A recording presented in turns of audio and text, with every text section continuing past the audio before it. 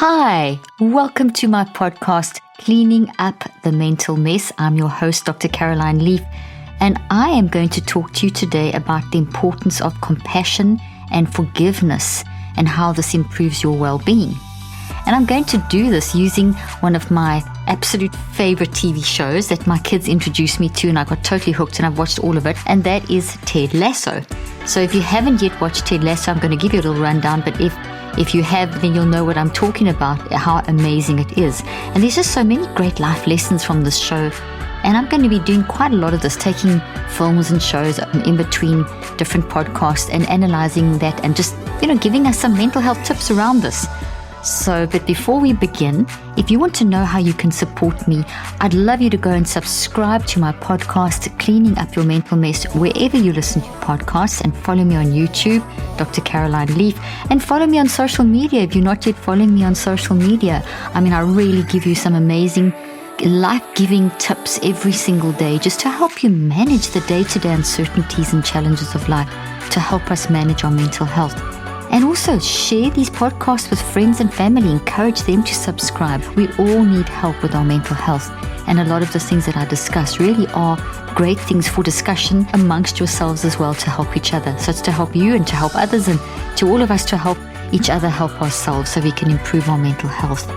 And one last thing, these podcasts are for educational purposes and not medical. If you need medical advice, please contact the appropriate medical professional.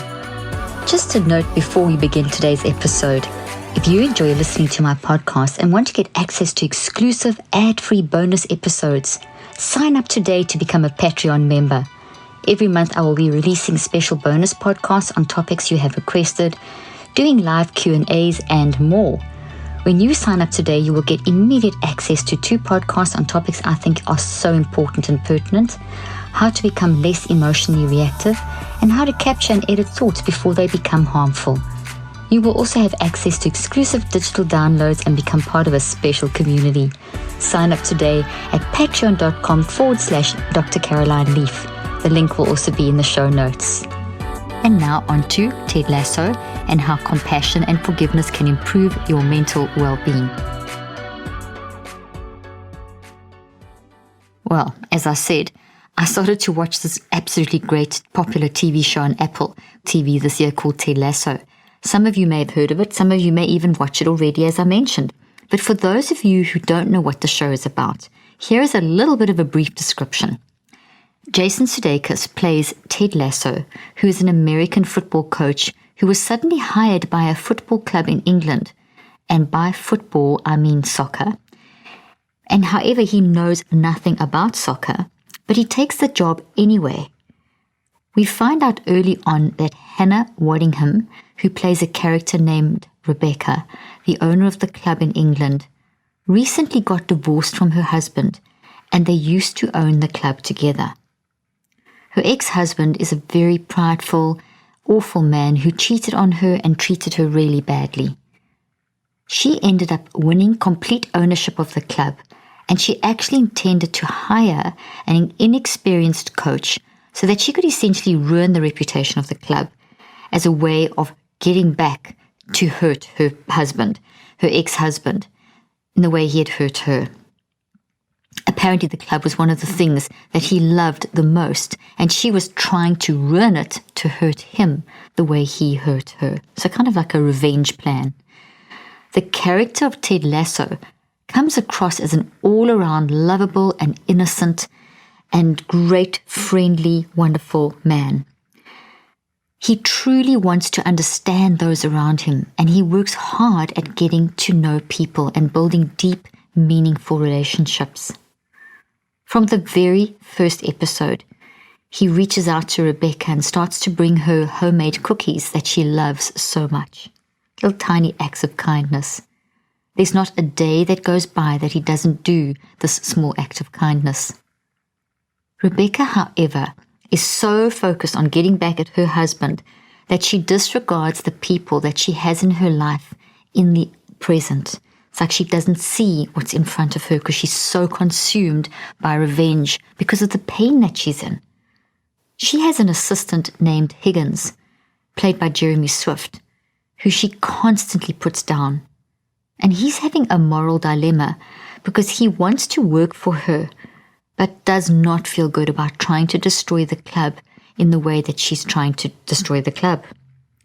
Rebecca also has a best friend from her past named Flo, played by Ellie Taylor, who has a daughter and who she's actually the grandmother to. The godmother, not grandmother. Rebecca is the grandmother to Flo's daughter.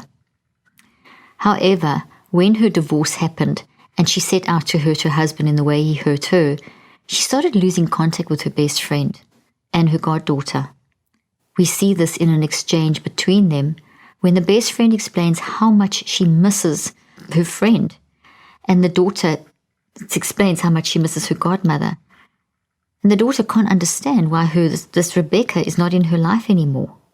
Furthermore, Rebecca, in her mission to ruin the club, hired paparazzi to take photos of Ted Lasso with Keely, played by Juno Temple, to make it look as if they were together and having an affair, and that Keely was cheating on her then boyfriend, one of the players in the team called Jamie.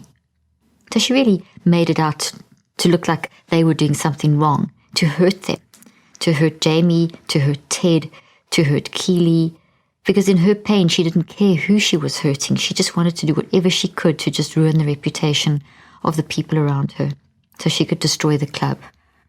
This really would have severely hurt both Keely and Ted, and their reputations would have been damaged, which is what Rebecca's intention was. In her pain, she wasn't making good decisions. I'm sure you can relate.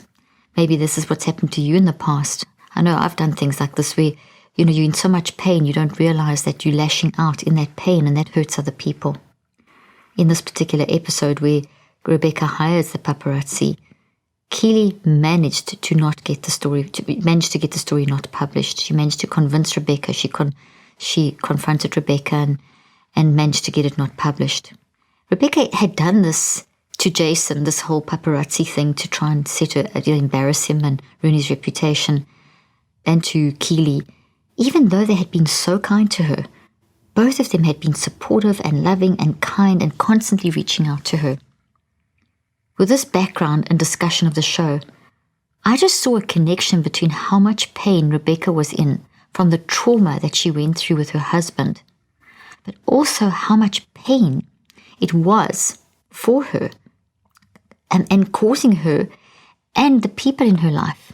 So she was in pain, and she was causing pain for the people in her life that really loved and cared for her. The longer she held onto this toxic anger, the longer she was consumed by this absolute driven desire to get back at her ex-husband Rupert, the worse she was feeling about herself, and the more she was damaging and hurting relationships. She was hurting the people that really were reaching out to her and really cared for her. If you're enjoying my show, I'm so excited to share another podcast you may love, the Melanie Avalon Biohacking Podcast. Each week, Melanie interviews the world's top experts on all things health, wellness, and biohacking. If you want to learn more about reducing stress, tackling your sleep, cold exposure, red light therapy, finding the right diet for you, optimizing your environment, and so much more, you will love Melanie's show. I listen every week in my sauna and always learn so much. Melanie has interviewed top health experts like Dave Asprey, Wim Hof, David Sinclair, Rob Wolf, John Gray, and me, and many more. Melanie is known for bringing on all different perspectives. My recent favorite episode is the fascinating interview she did with Dr. Anthony Beck on problems with biohacking and how our environment, lifestyle, mindset, nutrition, genetics, and biochemical individuality affect our mental and physical health. I also love the episode she did with Dr. Terry Walls on the Walls Protocol, reversing neurological disorders and healing the myelin sheath. Learn all about life-changing science, tips, tricks, and hacks in the biohacking world with the Melanie Avalon Biohacking Podcast. Visit melanieavalon.com for episode lists and transcripts, and search for the Melanie Avalon Biohacking Podcast on Apple Podcasts, Spotify, or wherever you listen to podcasts. You can also join her Facebook groups and follow her on Instagram. Just search for Melanie Avalon. The link and details will be in the show notes.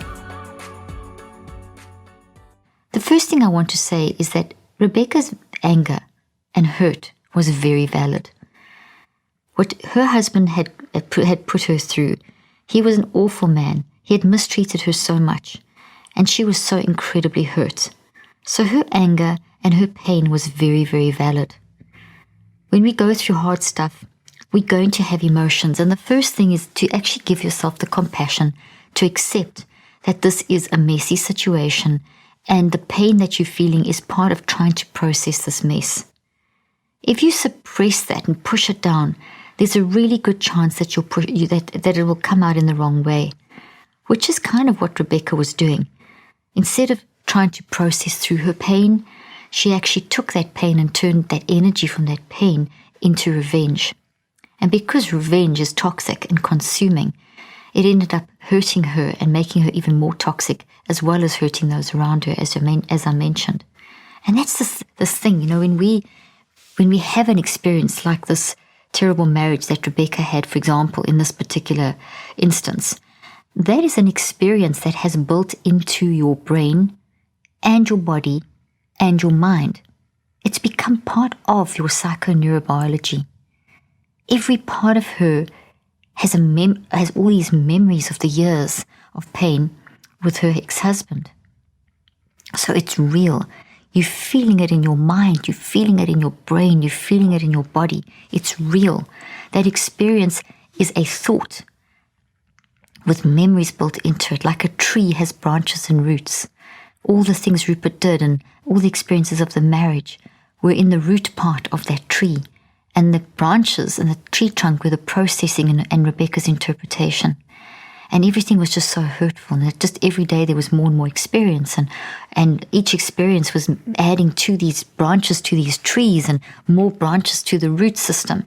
And as it's building like a tree into the brain, the thought which is the whole contact and the whole connection and relationship with her ex-husband. So the name of that tree would be Rebecca and Rupert's relationship. And it was toxic. And each day more and more branches and roots were being added.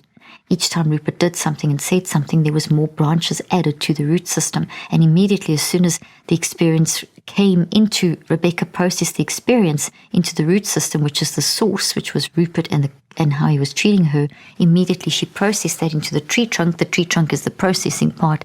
And then it was built into these branches above the ground, which are the branches and the leaves are all how she felt about this, how she was seeing this, how she was interpreting this, how she was feeling, how it was affecting her choices, her thinking, feeling, and choosing. Everything was being affected. And that tree, because it was consuming her, because it was her daily life, was impacting how she was communicating and functioning in her life. We don't just function from random things, we function from what we are experiencing. And those experiences are wired into our brain and our body. And we draw on those experiences that are in that physical form of those protein trees. We activate them, and that is how we then communicate. What we say, what we do. So all of Rebecca's communication and how she was functioning was coming from a very toxic place. And this was not a happy place. This was a very sad and unhappy and traumatic time for her. And that pain accelerated, and she was feeling it everywhere. This is what happens when we experience any kind of pain. It builds into the brain as these trees made of proteins and chemicals. They're real. Your brain changes. You actually change the structure of your brain as you are experiencing something. And then also your body. Every cell of your body, and you have around about 37 to 100 trillion cells in your brain and your body. You've probably, if you listen to me, you've heard me say this before. But just think of it. That memory is in your brain as a tree, as with all these details, so lots and lots of branches and roots, and all the details are the emotions and the information, the data, and it's also changing every cell of your body. That memory is stored in the cytoskeleton and the DNA of your cells, every cell, so you feel it in your body. So each time Rupert said something to Rebecca, she felt that in her body, she felt that in her brain, and then also it's stored in your mind, 3 places. And your mind pulls it all together, so it's a very holistic experience. You feel the emotions, you feel the pain in your body, you feel that whole collective attacking, literally an attack, and it's like almost like someone stabbing you in the stomach as you are experiencing each of these different contact points within that particular situation. In the example that we're talking about, it's Rebecca with her ex-husband. So her anger is valid. What she's going through needs to be honored. It's her story. And it's so important that she understands that that anger, which is making her have panic attacks and feel anxious and feel sad and depressed, that's all very normal in terms of responding to the adverse circumstance she's going through. It's a mess. But this is where we've got to manage our mind, because in the midst of that mess can consume you, which is what we see it was doing to Rebecca. She took all that energy, that pain energy, and she channeled that into revenge, which was adding toxicity to toxicity. And it was making her feel worse. It wasn't making her feel any better. So the mess got messier. When we have a mess, in order to not let the mess get messier, we have to accept the mess. We have to see the mess. We have to honor where the mess is coming from. We need to validate how we're feeling and accept it. This is okay. But it's not okay to stay there. It's not okay to stay in that place of mess. We need to repair and we need to grow from it. And that is when what Rebecca started realizing with all these things that she was doing. And I just gave you a couple of incidents. If you watch the show, and this is not the whole show, there's a couple of seasons, and there's a lot of episodes. This is just a part of it. And we will discuss, there's a lot of life lessons to learn from this show. And I'll be doing, as I mentioned earlier, more podcasts on this. But Rebecca realized that this was destroying herself because it's toxic. And I mean, you've got those toxic thoughts in your brain. They're damaging your brain. You're actually getting brain damage. And your body's vulnerability to disease is increasing. Your immune system's dropping off functioning. You need your immune system to protect you. So all those things were happening in Rebecca, and she felt it. At that point, she saw that the solution to her brokenness was to hurt him the same way. But that solution was not actually working because it was causing her more pain. She was constantly anxious about her mission. And she was so consumed that she was forgetting about the people who were loving her and supporting her, that were still in her life. She couldn't see what was right in front of her. And that's what can happen with us if we make a mess more messy. If we try and get, revenge on top of pain, it's just going to block your ability to think with wisdom. You miss what's in front of you. When Juno Temple Keeley found out that Rebecca had hired the paparazzi, she was so hurt because she had been building this great friendship with Rebecca and trusted her. And that trust was broken. And because at that point they had developed a great relationship. And when trust is broken, it's very, very difficult. Now, Keeley handled this well. She confronted Rebecca, and it's not always easy to do that. She confronted Rebecca with kindness, but with directness. And in confronting Rebecca, they started sorting things out. Eventually, Rebecca's assistant, Higgins, ended up quitting because he just was suffering so much emotional trauma from the way that Rebecca was treating him, and he did not like being part of her plan. It went against all his basic moral values. He was creating cognitive dissonance, so he was getting brain damaged. Everyone was getting damaged. So he didn't like, and he just didn't want to be part of this plan to ruin the reputation of the soccer club. He just couldn't do it anymore, so it was damaging his mental health. So all the people were getting hurt in her life. Ted, Higgins, Keeley. But there was a defining transition in Rebecca's life in episode 9 of season 1, where Rebecca found out that her ex was having a child with his new fiancé. This was one of the hardest things to watch in the show because Hannah Waddingham showed her pain so well in this scene. I remember getting quite tearful watching this. It was so clear that she had always wanted a child while she had been married to her previous husband, Rupert, played by Anthony Head, and he had put it off. He'd actually said to her, well, I didn't want to have a child with you. I had no desire, implying that she wasn't good enough and that he didn't love her enough and that she wasn't good enough to have a child, but this woman was, this new fiancé. I mean, how is that as a woman? That's just an absolute, like, you're not good enough, you didn't love me enough. Her whole identity was shattered. The way he handled it was so cruel. She had lost her opportunity to become a mother, and this news really broke her. Her response to the whole situation was incredible. That very, very, very painful situation was her epiphany. It was her turning point. She could have shut down and gotten even more bitter and tried even harder to get revenge on her husband. But there was a shift. And instead of doing that, instead of getting more and more consumed by the desire to get revenge, there was a shift. And she made a decision to go to Ted. Because Keely also, when Keely had confronted her, the shift had already started when Keely confronted her. And then this situation happened, and she stepped into her wise mind. She started listening to her wise mind, the messiness in her life. She started listening to her wise mind. And Keely had said, you need to go to Ted. And at first she just didn't think she could. And then she went to Ted. And she sat down with him. And that was so hard. I mean, I know when I've had to face things, and when you've got to own things and go to someone who you've hurt, it's not easy, but it is incredibly brave and incredibly healing. She went to Ted and told him how she'd hired the paparazzi and how she'd done that to ruin his reputation and to ruin Keely's reputation because she was trying to get back at her husband. She told him how that she was so consumed with revenge that she had hired Ted not because he was a great coach, but because she knew he didn't know anything about soccer, about football. That wasn't what he was, the kind of coach that he was. And she did it on purpose to ruin the reputation of the club. She didn't care about the people she was hurting along the way. She told him this. She said all she had was a plan, and that was to ruin the club. And her first plan was hire someone who knows nothing about football. She admitted everything.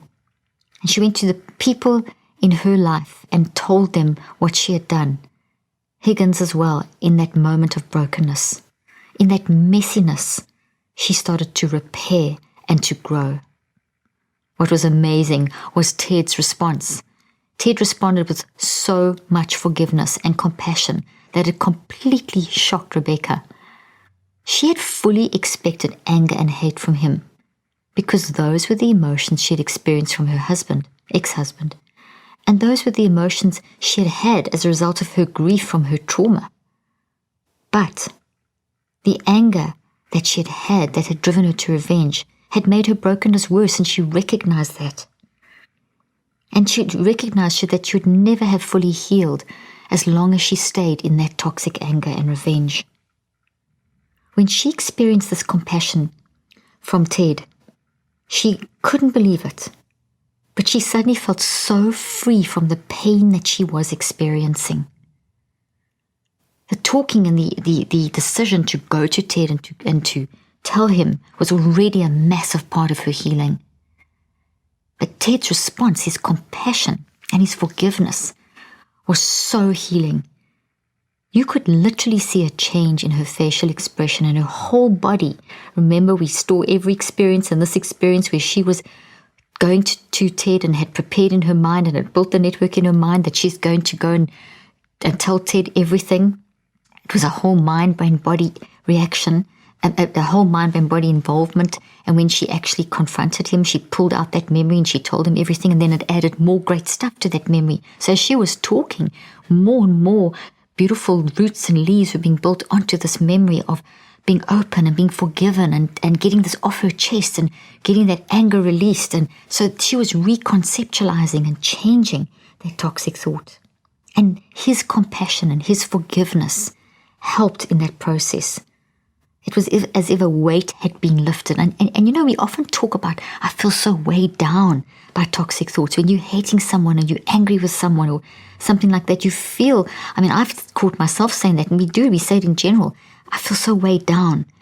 And that's what she felt. She felt so weighed down. So by talking to Ted, by making that decision, by building that network in her mind and then following through and drawing on that network, that tree and everything in her body and talking to Ted, the weight lifted. And that literally meant that toxic tree changed. Those proteins that were all toxic from the revenge were changing into this beautiful green tree.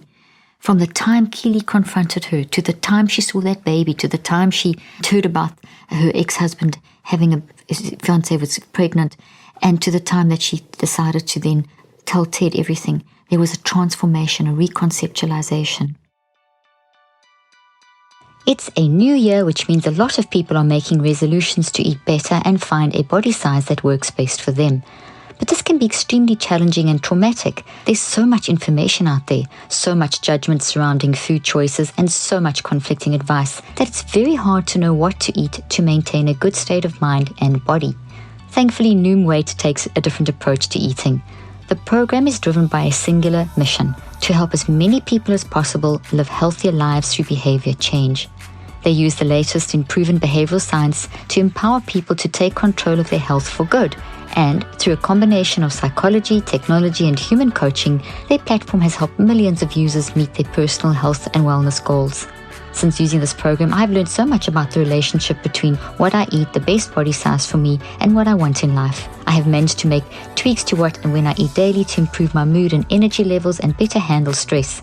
I love that NOOM's program is so easy to use and so empathic. Sign up for your trial and get psychology-based support and motivation to reach your goals at noom.com/drleaf. That's noom.com/drleaf to sign up for your trial. It's as if she was able to let go of the anger that was breaking her down when someone she knew accepted and loved her despite everything that had happened. It was an absolute eye-opener. It was enabling her. It built resilience in her brain. It built resilience in her body. It built resilience in her mind. And she was able to start healing and repairing and growing from there. This is such a crucial scene because it shows how extremely important it is to surround yourself with people who will love you and accept you even in the moments that you are so broken that you may be hurting them.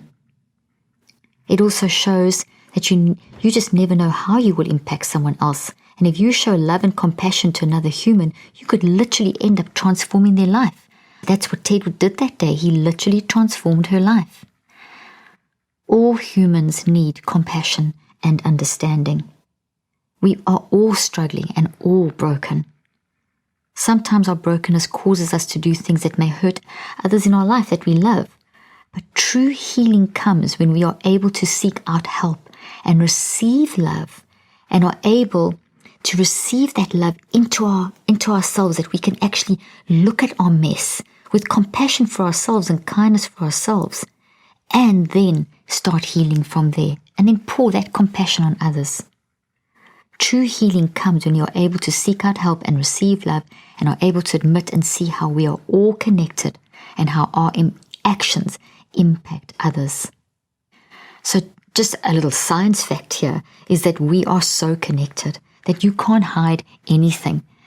There's a law in quantum physics called the law of entanglement, and it's fascinating.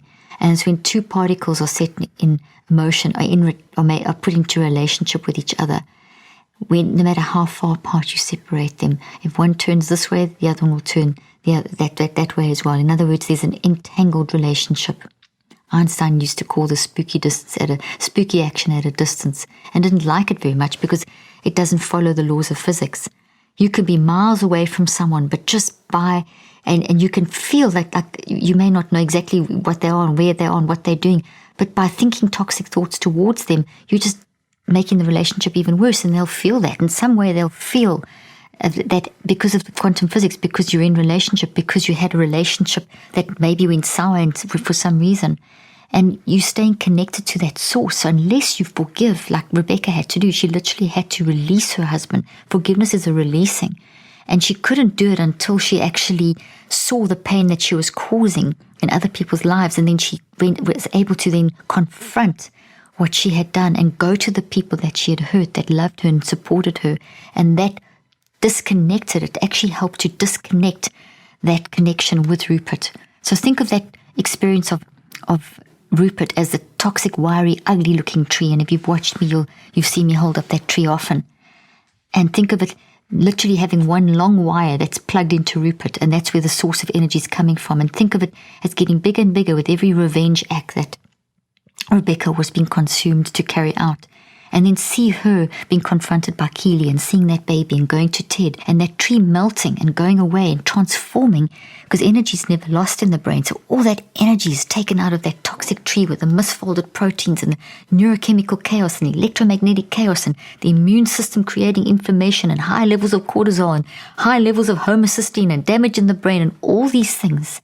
See that transforming into a beautiful, healthy, green tree with proteins folded in the correct way, and the vibrations correct, the quantum vibrations correct, and the frequencies of the energy waves around that area correct, and the electromagnetic and the chemicals, all that flowing correctly. And each time Ted said something that showed he'd forgiven her, and Keely, and as she was repairing that, the tree was getting bigger and bigger and bigger with each subsequent interaction with those people that in her life that she loved, Ted and Keely and the other people and her best friend and her godchild, as she started rebuilding those relationships. So that healthy new tree, that was the pain tree, the revenge tree, was now gone and transformed. The energy went from that into this healthy new tree that with each day she was building bigger and bigger and was starting to give her a level of peace in her life that she didn't have while consumed by the hate. But it was that compassion. It was that direct compassion. When Keely went to her, she was also being very compassionate and giving Rebecca the chance to be honest and open. When she went to Ted, the same thing, and she received that beautiful compassion and love back and forgiveness, and that increased her resilience. When you pour on love, it's like watering that tree, and it's growing it and opening up and making it easier to physically change inside the brain and the body. Your neurophysiology changes. Your psychoneurobiology changes. Your mind-brain-body connection changes when you forgive yourself, when you are confront what you're going through, when you accept that messiness, validate that messiness, understand that there's a reason for that messiness, and then work out ways of repairing. And in this case, it was to confront the people that in Rebecca's case, it was to confront the people that she had hurt. So trauma and anxiety can consume us, and we can make really bad decisions. Or we can look at the mess in the way that Rebecca did, and we can learn to repair and grow. And as hard as it is so much harder to stay in toxic anger and revenge. Thank you for joining me today, and I look forward to talking to you next time. I hope you found today's podcast interesting and helpful. If you want more tips and help with managing anxiety, depression, and mental health, be sure to visit my website at drleaf.com and to sign up for my weekly newsletter, where I also include a schedule of my speaking events and so much more. And follow me on social media. I'm on Twitter, Facebook, and Instagram. Just look for Dr. Caroline Leaf. Also, I love seeing all your posts on social media about this podcast. I love seeing what resonates with you and what you've learned. So be sure to continue posting and tagging me and letting me know what you think and how these tips worked out for you. And don't forget, leave a review and keep spreading the word about this podcast. Thank you for joining me today. I really hope you learned something new and helpful. Till then, I'm Dr. Caroline Leaf.